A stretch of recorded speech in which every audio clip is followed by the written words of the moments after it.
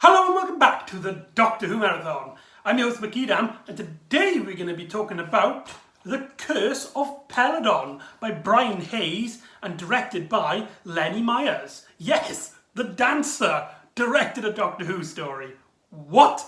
This four-part adventure is the first time in the Third Doctor era where Munit does not get an appearance. We start off with the Doctor and Joe in the TARDIS, and it ends with them leaving in the TARDIS. Nowhere does the Brigadier or any of the unit soldiers appear, though they do get mentioned, obviously. For the longest time, I really didn't like this story. I know it was a fan favourite, and a lot of people were telling me that it is actually one of their favourite Third Doctor adventures. But for the longest time, I just felt it was really dull and uninspiring. I felt like it was like the prequel Star Wars films where there was a lot more politics than there were an actual story that younger audience like myself who was watching it could have got interested in. So this story, I was kind of dreading rewatching this story because I was worried that I'd not like it, like a thing. However, for this particular marathon I'm doing now, rewatching this, I finally get it. It finally clicked with me. Maybe because I am now old and I understand the political messaging of this story. Or maybe, I don't know, maybe I was just a really dumb kid. That's probably the latter option is probably the right one. So, The Curse of Peladon, what is it about? Well, the Doctor gets and Joe Grant land on the planet Peladon, where there is these galactic, Senate. What are they called? Galactic Federation have come down to the planet Peladon and is helping them to be part of the council, basically, so they can have interactions with other planets, because for this moment they've basically been a planet to themselves, basically like how Earth is now. Like, they're not really well versed with aliens, and so this is a story about the meeting of these two groups, the Galactic Federation and Peladon. And the story mainly revolves around King Peladon of Peladon, which I find really stupid, played by David Troughton, the son of Patrick Troughton. That's really cool, and he's a fantastic actor. This shows that this story shows that he's not just following in his father's footsteps. He is a great actor in and on himself. But I digress. And he has like his right-hand man who's telling him that there's an ancient curse on Peladon. King Peladon's right-hand man believes that there's a curse, the curse of Allegor, and this beast that will try to defend the royal family of Peladon. And what he thinks is that meeting with the Federation and using and basically becoming a part of it will weaken Peladon's thing, and they only just want to use them for their own political gain. But King Peladon is trying to reassure him that it's best for their people, that they can trade with other planets and stuff. Now, for those of you who might be a bit too young to understand this story is about joining the EU, basically. That's the message about it. The benefits of joining the European Union. Back in 1972 was the time when Britain became part of the open market to go and have great trade relations with other countries like Germany and the United States, I believe, and all these other countries as well. And this story is basically a pro-EU story, and how so basically this Galactic Federations are the good guys, and there's like a political scandal to try and get the king to believe that there's this curse that will try and kill innocent people if he doesn't refuse their offer. And when we get to meet the Galactic Council, we get the Alpha Centauri, which kind of looks like, yeah, you could see, it kind of looks like a part of the male anatomy. And its voice is just incredibly annoying. When I was younger, this character used to really, really get on my nerves. This time, watching this now, not that it didn't get on my nerves, but it wasn't as bad as I remember it. It was kind of an allegory of a scaredy cat politician, maybe. I don't know. There's something there.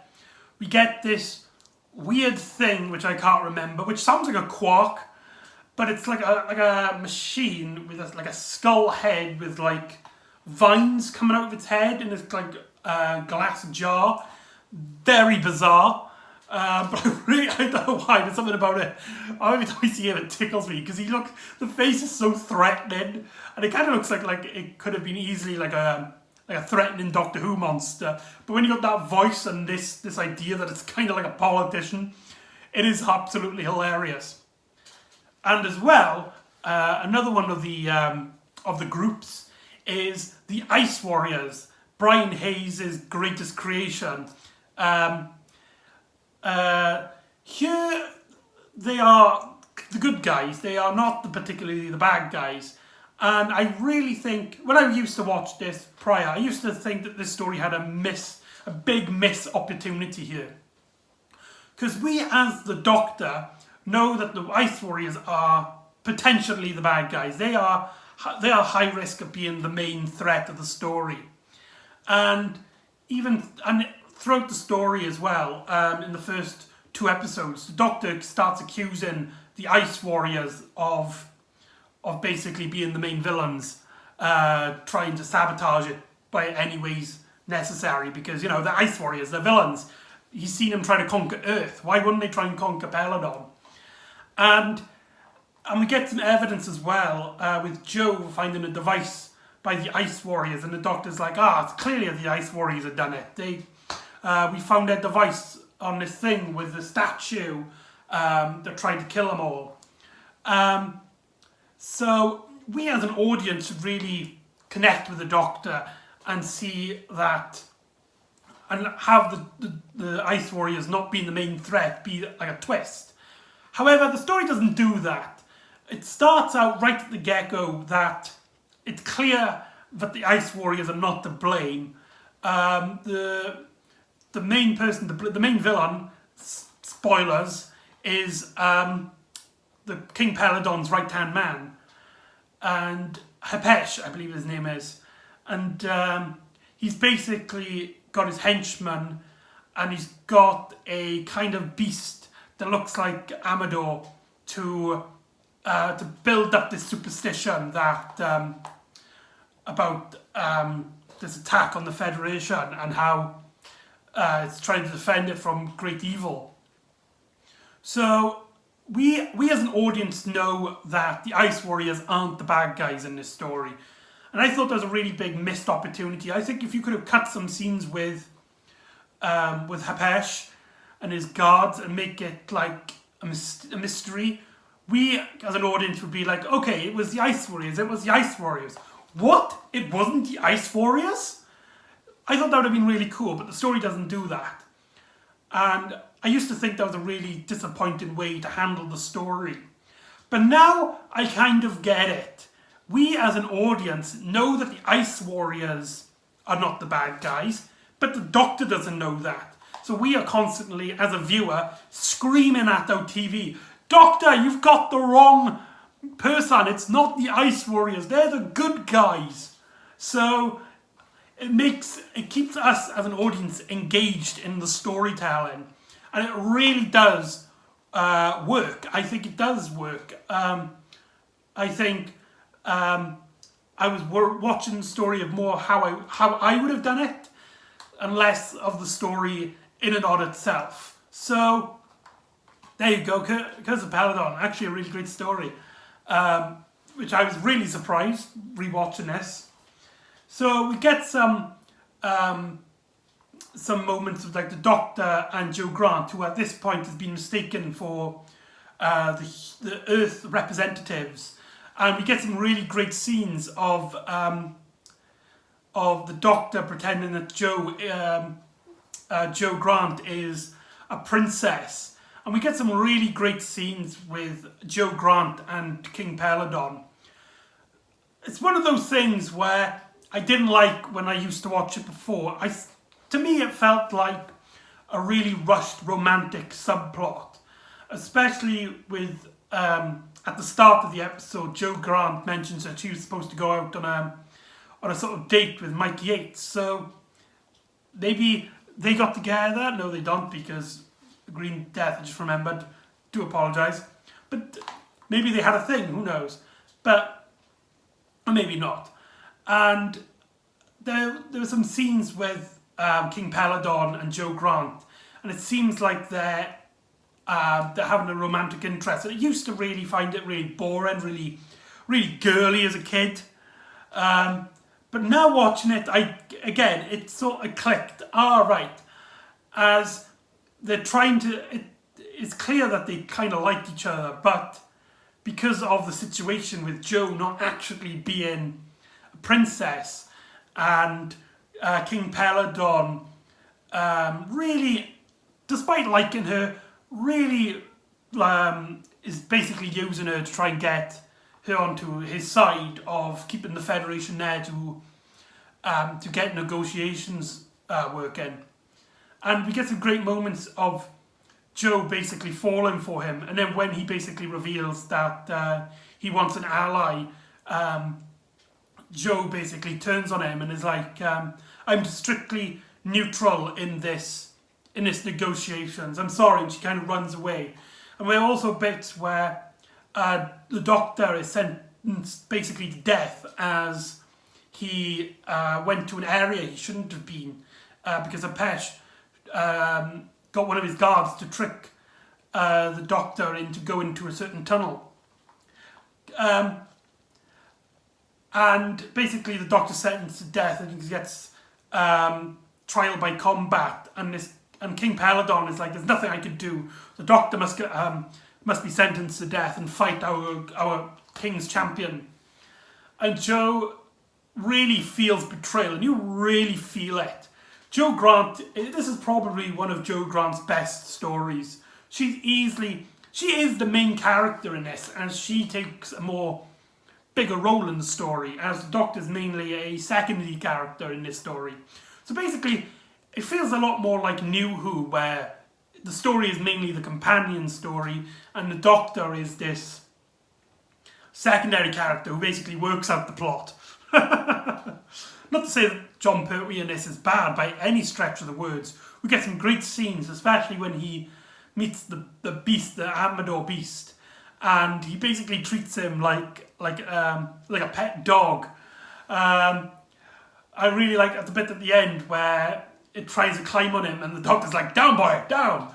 Like it's just like a pet. And I really like the scene where he's hypnotising him, and then Joe Grant, thinking that it's a beast, runs up to it with a fire and is like, "Don't worry, Doctor, I'll save you," which kind of echoes her first scene in Terror of the Autons. So yeah, what a fantastically great story.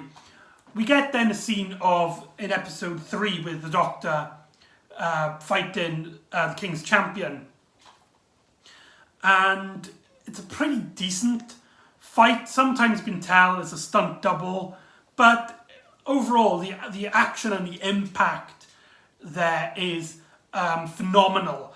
And this is probably a great time to mention Lenny Meyer's fantastic directing in this story.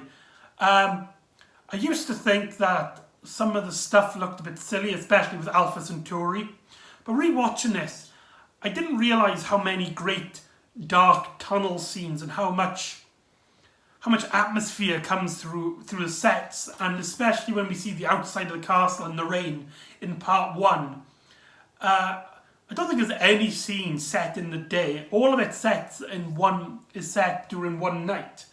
And it really sets a gloomy, realistic atmosphere to the story, which stops it from feeling like cheesy, cliched, or outdated. It keeps the story nice and polished for new modern viewers of the story. So, yeah, surprise, surprise. The dancer can direct. Who knows? But anyway, back to the story. Now this is where I do have kind of trouble with, as the cliffhanger is basically when the Doctor defeats the King's Champion. One of the Galactic Federation's, the one with the skeleton face and stuff, suddenly tries to assassinate the King. And that's our cliffhanger, and then it gets resolved in the next episode with an Ice Warrior destroying him. And somehow that proves Hepesh was the bad guy overall. We see him standing there with the King, and then he kind of walks off. And then we cut then to a scene of the Doctor explaining that Hepesh and this particular ambassador were working together to try and stop this from happening, and in return Hepesh would have a small negotiation with this guy for a certain mineral that can only appear in Peladon, and in return this creature, who now gets explained after his race has a sort of history, a feud with the Ice Warriors, and was trying to start a war, basically. And this kind of comes out of left field. There's a twist that it was actually one of the people was actually a bad guy, but Hepesh is still the bad guy. And I don't understand how anyone could come to the conclusion that Hepesh was in it at all, by any stretch of the words. If anything, this kind of proves him right, because it was one of the people in this federation that did try to kill the King. So if anything, it proved him right. So how did they discover that Hepesh was the bad guy? He just sort of walks off, and everybody's like, it was him all along. How did you know this? So yeah, I still stand by that was a really stupid scene, and I think it really does hurt the story, because we never get an actual resolution to his plot. He just kind of, all of a sudden the characters have kind of like a psychic knowledge that Hepesh was the bad guy overall. Or maybe I'm missing something. If you know, please let me know in the comments or something. Maybe I'm completely missing something, but that's what I saw from watching this in my marathon. And then, so episode 4 is basically solving with a civil war between Hepesh and the King, and everything just kind of it's kind of a lot of things going on as soldiers attack soldiers.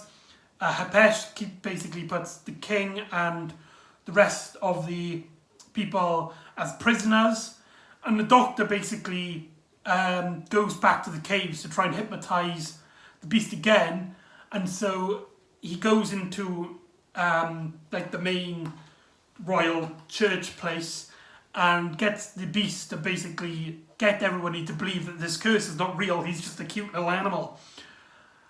And we get a great ending to this villain, as he basically is like, this is not Amador, I'll prove it to you. Amador, kill the Doctor.